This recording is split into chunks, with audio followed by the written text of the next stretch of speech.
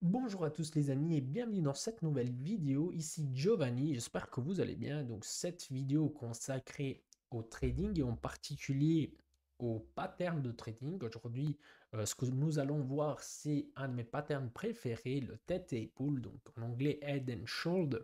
C'est des patterns les plus connus ici.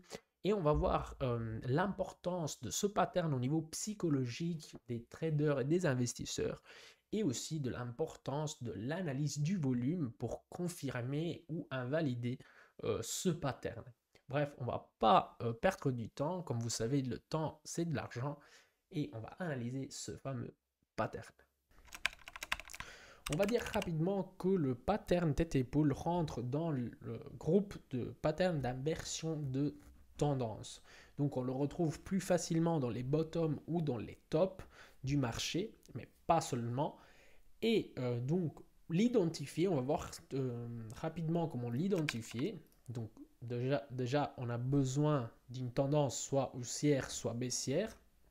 Et ici, on a un bon exemple. Regardez, impulsion, retracement, nouvelle impulsion, retracement et nouvelle impulsion qui ne s'est pas dépassé les maximums précédents. Donc, ça, ce sera l'épaule, la tête et la deuxième épaule. Il est important aussi de il y aura une neckline à dessiner, donc à mettre sur le graphique, donc elle doit lier les deux épaules. Donc ça peut être un peu de travers, ça peut être droite, ça dépend justement de la formation, ne sont pas n'est pas toujours la même. Donc, il faut voir en fonction des deux épaules. Si les épaules sont vraiment identiques, très similaires, ce sera plutôt droite. Mais là, on voit qu'elles sont un petit peu, donc l'épaule, la deuxième, elle est un petit peu au-dessus, donc forcément, la neckline va être un peu de travers. Mais bon, bref. Donc, qu'est-ce que ça veut dire d'un point de vue psychologique? Pour les traders et les investisseurs, on a une tendance haussière où on a une première impulsion, un retracement, une deuxième impulsion avec un maximum plus haut et où le marché atteint l'euphorie, vraiment l'avidité, le maximum. Et quand le marché va retracer, donc quand l'asset va retracer et va faire une nouvelle impulsion, cette euphorie va se perdre parce qu'on n'a pas dépassé le maximum précédent. Et donc tout simplement, il y a une perte de confiance par rapport à la tendance. Donc on voit qu'il y a une faiblesse. Cela même sans pattern, quand on est dans une tendance haussière et qu'on fait un maximum, un retracement, un nouveau maximum, retracement, et qu'après on ne dépasse pas le maximum précédent, c'est là, c'est étrange quand même, même sans pattern. Et donc, c'est déjà, voilà, c'est déjà un petit peu un problème au niveau de la tendance. Donc, tout simplement, bah, c'est un manque de confiance voilà, de la tendance. Et comment on peut aller voir ça d'un point de vue d'analyse du volume? Donc, je vous invite à aller dans les indicateurs. Vous tapez volume, volume.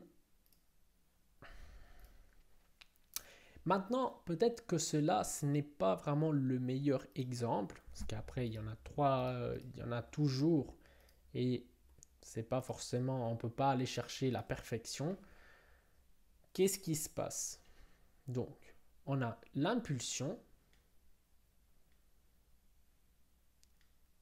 donc le volume se trouve quand même assez haut dans l'impulsion, mais il reste un peu constant. C'est déjà un petit peu, étrange. Puis qu'est-ce qu'on a? Retracement et une deuxième impulsion. Mais vous voyez comme le volume descend lorsque le prix augmente. Donc, qu'est-ce que cela veut dire? En fait, qu'il n'y a pas beaucoup de participation dans le marché. Il n'y a pas beaucoup de volume pour soutenir cette tendance. Qu'est-ce qui se passe? Le marché va retracer et le volume va augmenter. Et donc ça, c'est déjà un deuxième point où on peut voir justement que le marché, donc les ours, la tendance baissière est beaucoup plus forte et beaucoup plus participée que la tendance haussière. Maintenant, on va avoir donc d'un point de vue du volume, c'est important, il est important de regarder que la tête, quand la tête se forme, le volume doit baisser. Il n'y a pas une règle générale, mais il est important de voir le volume. Et dans la deuxième impulsion, donc la formation de la deuxième tête, le volume doit descendre aussi par rapport aussi à la première. Parce que sinon, ça veut dire que le marché est quand même participé. Ça pourrait être une latéralisation et puis repartir à la hausse. C'est pas de la magie, on le rappelle, ces patterns fonctionnent, l'analyse technique fonctionne parce que nous la faisons fonctionner. Donc tout simplement ça. C'est pas parce qu'il y a un tête pool qu'on va aller short avec tout le capital. Non, c'est des patterns, ça fonctionne, pas toujours, mais ça fonctionne. Donc voilà, comment calculer le target d'un tête pool? Quel peut être le target d'un tête pool? On a notre neckline. On va aller tracer de la tête jusqu'à la neckline et puis on va aller le mettre ici comme ça. Et vous voyez que dans ce cas, il a attrapé le target. Même après, il a même continué. Après cette tête épaule, il y a eu un bear flag qui s'est formé et ensuite, on est descendu encore plus bas. On va prendre un autre exemple. Donc ici, on en a un deuxième. Donc le target est là. Et comment, on va voir après comment on peut le trader. Donc, formation de tête-épaule inversée. Celui-là, c'est inversé parce que c'est dans une tendance baissière. On va dessiner la neckline.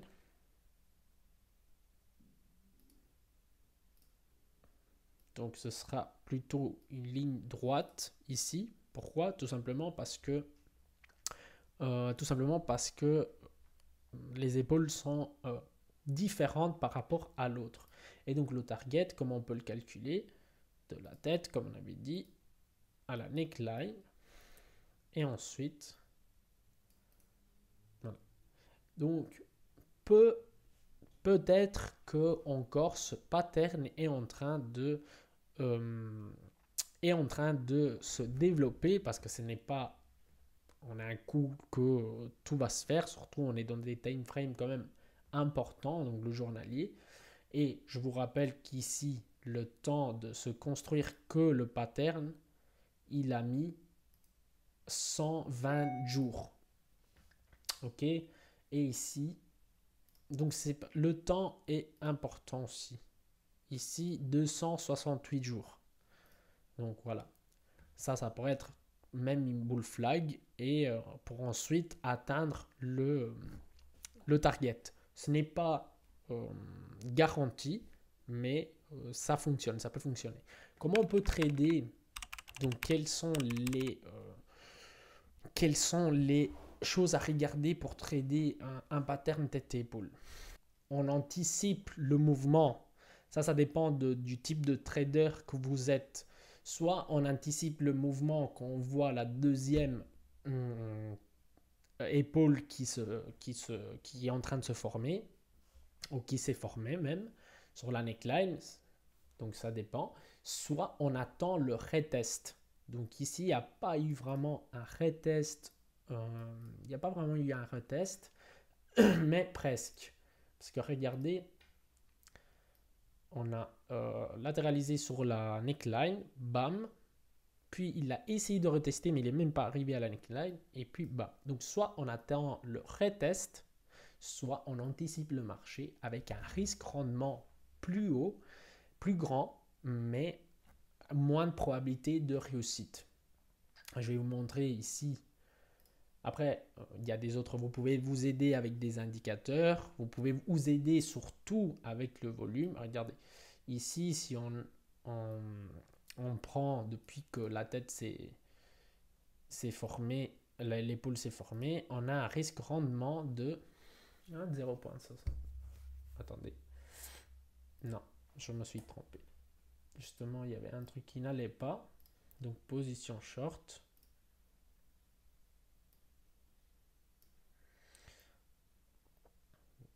Avec au-dessus. Bon, après, c'est pour voir. Hein, c'est pas... Donc, 3,33, 34. Et si on fait plutôt le retest, pas besoin. En fait, si on fait le retest ici, en laissant le même stop loss même, on peut même descendre le... On a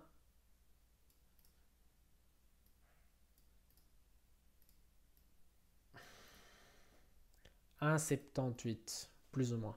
Si on veut laisser toujours le stop loss au-dessus du maximum précédent pour ne pas être, enfin pour avoir plus de probabilité que le stop loss ne vient pas être